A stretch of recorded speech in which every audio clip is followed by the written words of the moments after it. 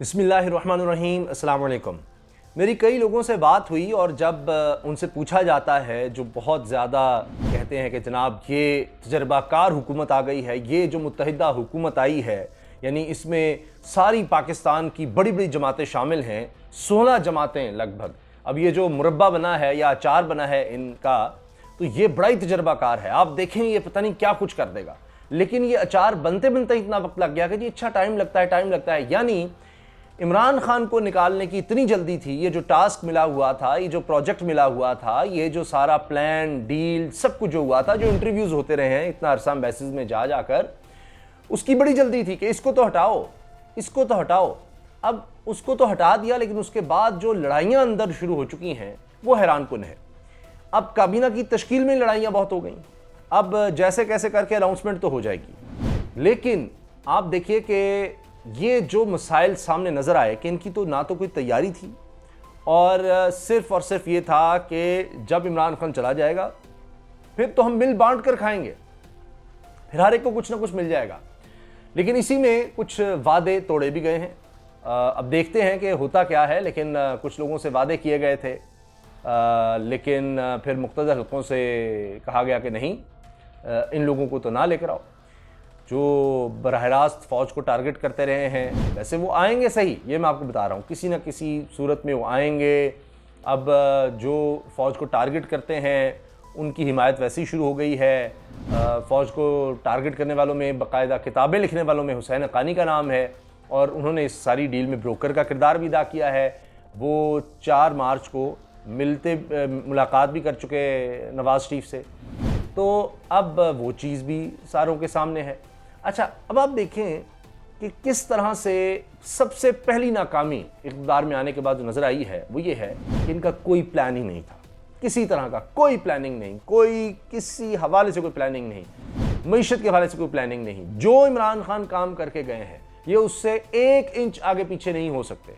मैं मिसाल दे देता हूँ, पेट्रोल का आपने सोच लिया। अब क्या कहते हैं जी, इमरान खान ने बड़ा जुल्म किया। सुनिए, सस्ती शोहरत के लिए उसने पेट्रोल सस्ता किया। आप अंदाज़ा लगाइए, तो अगर उसने सस्ती शोहरत के लिए किया था, मैंने तो उस पर ट्वीट भी किया है कि अगर इमरान खान ने सस्ती शोहरत के लिए किया था तो आपने क्या महंगी शोहरत के लिए फिर बरकरार रखी हैं? यानी इमरान खान ने अगर गलत काम किया था तो फिर आपने भी गलत किया है। इमरान खान ने अगर गलती की, कौमी ख़जाने को नुकसान पहुँचाया अगर, तो फिर आप भी पहुँचा रहे हैं, आप गलत फैसला कर रहे हैं। तो फिर आप में जुर्रत ही नहीं है सही फैसला करने की, तो आप हुकूमत क्या चलाएंगे? अगर इमरान खान का फैसला गलत था तो अब फिर आप क्या कर रहे हैं? जबकि आप देखिए क्या कहते रहे, इमरान खान कीमतें बढ़ा रहा है, इमरान खान कीमतें बढ़ा रहा है, जुल्म कर रहा है, बॉम्ब। मैं तो उन सहाफ़ियों पर हैरान हूँ जो मईशत दान बने फिरते हैं। बड़े बड़े सीनियर सहाफ़ी हर जगह नज़र आते हैं, टेलीविज़न पर भी, अखबारात में भी छाप रहे हैं, और उनकी बेशुमार चीज़ें मिल जाएंगी आपको। पेट्रोल बम गिरा दिया और मिसमैनेजमेंट। अब यकीन करें, मैंने खुद देखा है। अब वो लोग क्या लिख रहे हैं कि जी ये तो अब मजबूरी होगी, हकीकत पसंदी यही है, पेट्रोल की कीमत बढ़ा दी जाए। जनाब, इमरान खान फ्रीज करके गया पेट्रोल की कीमतें बजट तक, तो आप ये क्रेडिट लेना चाह रहे हैं सिर्फ कि जी चूंकि वो फ्रीज कर गया, कीमतें उसी सतह पर बरकरार रख के उसने पहले ही ऐलान कर दिया था, तो अब आप आकर ना उसका क्रेडिट लेना चाहते हैं। देखिए इतनी महंगाई हो गई, ये हो गया, वो हो गया, लेकिन हम कीमतें नहीं बढ़ा रहे हैं। वो इसका मतलब है वो कौमी ख़जाने में टैक्सेस की सूरत में इतना कुछ हासिल करके गया कि वो ये कुशन रखा हुआ था उसने। अब आप जानबूझकर इस तरह ना बस इसको कहेंगे सस्ती शोहरत, बस एवं हीरो बनने के लिए। भाई फैसला एक वो करके गया हुआ है, आप उस पर चल रहे हैं। इन्होंने बहुत कुछ बंद करने की कोशिश की है, बहुत कुछ सोचा। अब फिर कहते जी ऐसी गलत खबर चला दी गई। भाई फिर आप जिन अखबारात ने छापी, जिन टेलीविजन्स ने चलाई है, उनको सू करें, कहें कि इन्होंने गलत चलाई है। वहाँ वो सीनियर साफियों से बात करते हुए कह रहे हैं कि जी हम ये लंगर खाने बंद कर देंगे, हुकूमत का काम नहीं होता लंगर खाने चलाना, हमें तो रोज़गार देना है। हाँ जी, बंद कर दो, ये बंद कर दो। फिर बाद में तो लगा ओह ये तो हो ही नहीं सकता। मैं आपको बता रहा हूँ, ये जो हफ्ते की इन्होंने छुट्टी बंद किया है, ये उसको भी वापस लेकर आएंगे, हफ्ते की छुट्टी भी दोबारा होगी। ये सिर्फ ऐसे ही बातें होती हैं, ओह जी ये कर दिया, वो कर दिया। ओह, शहबाज शरीफ साहब सुबह 8 बजे चले जाते हैं, 7 बजे पहुँच गए, और उसके बाद 7 बजे लेकर 12 बजे तक काम किया। अब वो वीडियो आ गई है कि वो काम क्या कर रहे हैं, वहाँ पर अपने कसीदे सुन रहे हैं। यही तो मुगलिया दौर में जो तबाही आई थी वो यही हुई थी कि बादशाह बैठ जाते थे, कसीदा गो सामने होते थे और जनाब अशार पढ़े जा रहे होते थे। वो बंदा बैठा हुआ है, तो मियाँ दे नारे वजने, मियाँ शहबाज शरीफ की ये बात। अच्छा, और आगे से क्या कर रहे हैं? अकेले बैठे हुए हैं बादशाह सलामत, और जनाब कसीदा को सामने बिठाया हुआ है, वो तरन्नुम के साथ यानी उनके कसीदे पढ़ रहा है, उनकी शान में जनाब ज़मीन आसमान एक कर रहा है, और इज़्ज़त माब बादशाह सलामत जो हैं बड़ी दाद वसूल कर रहे हैं और दाद दे भी रहे हैं। शाबाश जी, और पढ़ो और पढ़ो।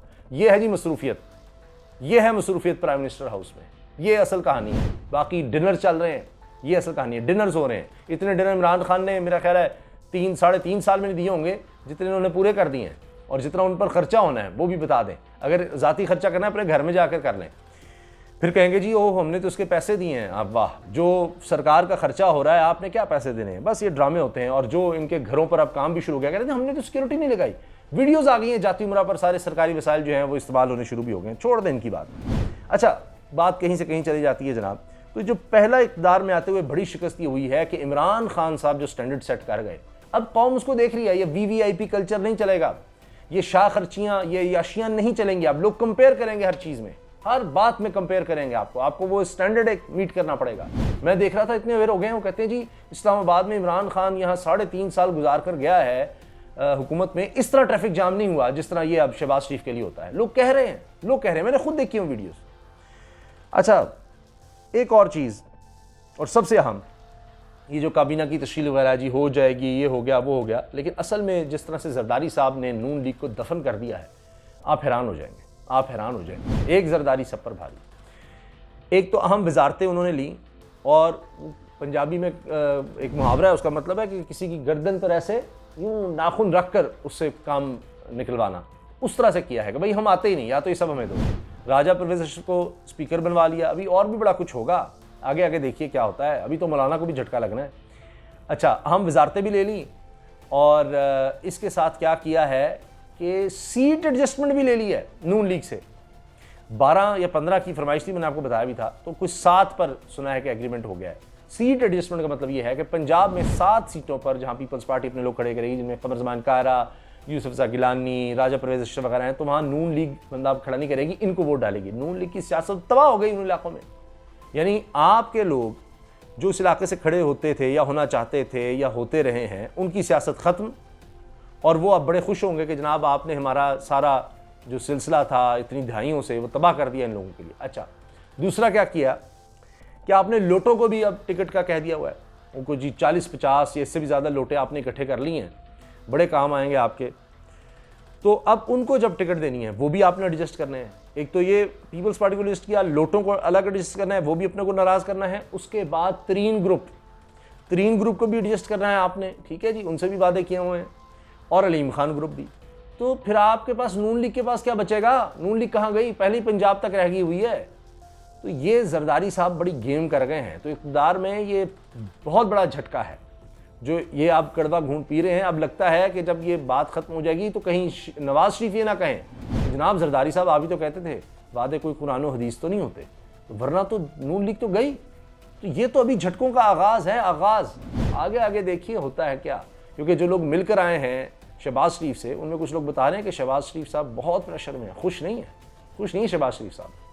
वो परेशान फिर रहे हैं कि मेरे साथ हो क्या गया है। और अभी चंद दिन बाद आप देखिएगा, अल्लाह ताला बेहतर जानते हैं, ये चंद हफ्ते कह लें आप, उसके बाद ये कहेंगे मुझे धक्का किसने दिया। ये नवाज शरीफ भी कहा करते थे कि कदम बढ़ाओ नवाज शरीफ, हम तुम्हारे साथ। कहते जब मैं आगे बढ़ता था तो पीछे कोई नहीं होता था। तो इन्होंने शहबाज शरीफ को वज़ीर आज़म तो बनवा दिया, लेकिन अब वो इम्पोर्टेड हुकूमत नामंजूर जो है वो चल रहा है। उसमें ये जो समझ रहे हैं ना जरदारी साहब पे भारी कि जी बदनामी सिर्फ नून लीग की होगी, ऐसा भी नहीं है, सबकी बदनामी होगी। आप मेरी बात नोट कर लीजिए, सबकी बदनामी होगी। ये जितनी मुत्तहद होगी 16 जमातें, सारी की सारी बदनाम होगी। नहीं कह सकेंगे जी ये तो शहबाज शरीफ के डिसीजन थे जी, नून लीग की ज़्यादा थी जी, असल तो हुकूमत उनकी थी, हमने क्या किया, हमारा क्या कसूर है। ये सारे शहबाज शरीफ कहेंगे नहीं मुझे धक्का किसने दिया, मुझे किसने इस तरह से आगे लाए। तो ये सारा जब आप एक नीयत ये हो गठ जोड़ की कि किसी तरह इसको निकालना है और हमने कुछ करना है, अवाम की खिदमत के लिए नहीं आए। अगर इनको ये होता कि जनाब इमरान खान गलत कर रहा है, ठीक नहीं कर रहा, फलां है, तो यकीन जानिए ये और वक्त देते। ये शुरू से इनका था, बुज़दार साहब के जी ख़राब कर रहे हैं तो और वक्त दें ताकि हमारी साख बेहतर होगी, इमरान खान का जनाब ख़राब होगा। इनको एक तो ये लगा कि जी ये तो अब इम्प्लीमेंटेशन की तरफ आ गया है, जो मुश्किल वक्त था वो तो गुजर गया है, अब तो मुल्क बेहतरी की तरफ आ रहा है। एहसास प्रोग्राम, दीगर चीज़ें आ रही हैं। टैक्सेस देखें 3000 अरब से 6000 अरब पर ले गया ये। रेमिटेंसेस रिकॉर्ड आ रही हैं, एक्सपोर्ट्स रिकॉर्ड हो गई हैं, लार्ज स्केल मैन्युफैक्चरिंग रिकॉर्ड पे आ गई है। तो इन्होंने कहा कि ये ना हो कि ये 1.5 साल मजीद गुजार जाए तो आखिरी बजट ये जो देगा, ये बजट भी शायद मुश्किल होता, अगला बजट जो ये देगा ये तो फिर पकड़ा ही नहीं जाएगा और दूसरा कुछ तैनाती हैं वो भी महाराज से निकल जाएंगी। तो ये कोई अवामी खिदमत नहीं थी। अपने केसेस देखें ना, डिप्लोमेटिक पासपोर्ट चाहिए था, नैब के केसेस ख़त्म करवाने थे, इन्होंने अब विक्टिमाइजेशन करनी थी अपोनेंट्स की, यानी इमरान खान उनकी पार्टी की।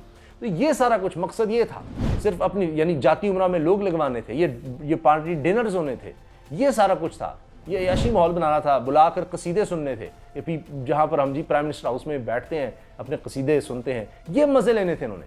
अवाम का करना होता तो ये ना होता कि जी फिर ये डिस्टेबलाइजेशन ना मुल्क में करते कि अदम इत्तेमाद की तहरीक के पीछे लग के फिर ये जिस तरह इम्पोर्ट हुकूमत कहाँ से इनको ये सारा कुछ मिला, किन के साथ मुलाकातें करते रहे, ये सब कुछ किया, ये जो साजिशें बनाते रहे, ये फिर ना करते कि मुल्क से डिस्टेबलाइज होगा, आगे फिर 1.5 साल बाद इलेक्शन होने, फिर एक मसला वहाँ पर आएगा। तो हम थोड़ा सा और इंतज़ार कर लेते हैं, इस मुल्क को कौम पर रहम खाते हैं, ये इलेक्शन की भी मुतहम्मिल नहीं हो सकती, इकॉनमी नहीं हो सकती, बड़े मसाइल आएंगे, तो 1.5 साल और इंतज़ार करो और फिर हम मैदान में उतरेंगे। लेकिन नहीं जनाब, नहीं, वो नहीं सोचा और अब भुगतो, फिर अब भुगतो।